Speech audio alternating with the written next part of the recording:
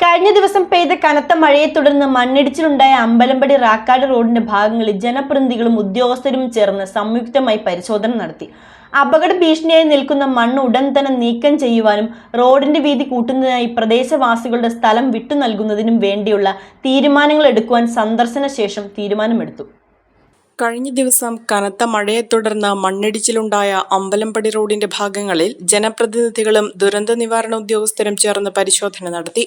സ്ഥല ഉടമകളുമായി സംസാരിച്ചതിന്റെ അടിസ്ഥാനത്തിൽ റോഡിന് ആവശ്യമായ വീതി ലഭ്യമാക്കുവാനുള്ള നടപടി സ്വീകരിക്കാനും സംരക്ഷണ ഭിത്തി നിർമ്മിക്കുന്നതിനുള്ള എസ്റ്റിമേറ്റ് എടുത്ത് സർക്കാരിലേക്ക് സമർപ്പിക്കുന്നതിന് PWD എഞ്ചിനീയർ വേണ്ട നടപടികൾ കൈക്കൊള്ളണമെന്നും ആവശ്യപ്പെട്ടു.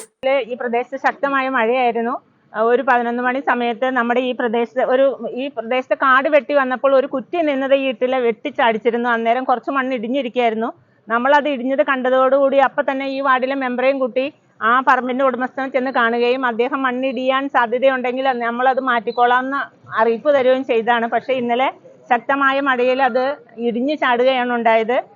ഇടിഞ്ഞു ചാടി അപ്പം തന്നെ ഞങ്ങൾ പ്രസിഡന്റും വൈസ് പ്രസിഡന്റും ഈ വാർഡിലെ മെമ്പറും കൂടി സ്ഥലത്തെത്തുകയും ഈ പ്രദേശവാസികളുടെയും ആ ഉടമസ്ഥരുടെയും സഹായത്തോടുകൂടി JCB വിളിച്ച് അപ്പം തന്നെ ആ മണ്ണവിടുന്ന് നീക്കം ചെയ്യുകയും വഴി ബ്ലോക്കാതിരിക്കാൻ വേണ്ടിയിട്ട് ഇതിൽ കൂടി വന്ന വാഹനങ്ങളൊക്കെ വേറെ വഴിക്ക് തിരിച്ചുവിടുകയാണ് ചെയ്തത്.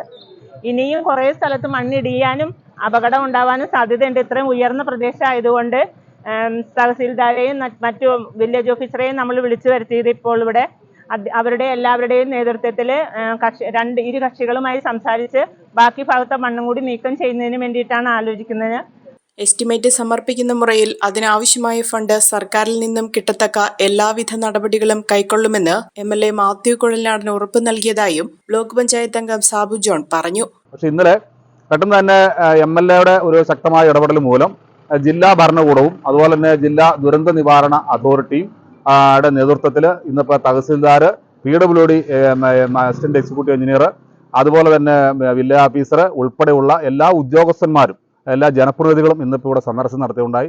അതിൻ്റെ വെളിച്ചത്തിൽ 2 സൈഡിലും 3.25 മീറ്റർ വീതിയുള്ള സ്ഥലം എന്ന് പറഞ്ഞാൽ 8 മീറ്ററെങ്കിലും ഫുൾ ലെങ്തിൽ ആ റോഡ് കിട്ടിയാൽ മാത്രമായിട്ടാണ് നമുക്ക് റോഡ് നവീകരിക്കാൻ പറ്റുള്ളൂ.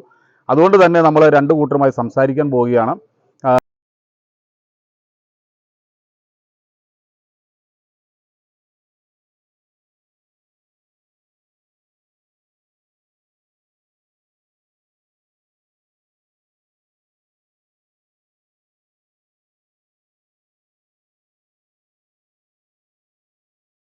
അപ്പോൾ അത് ശക്തമായ നടപടി എന്നാലും ഈ കാര്യത്തിൽ ഉണ്ടാകും എന്നുള്ള കാര്യത്തിൽ സംശയമില്ല.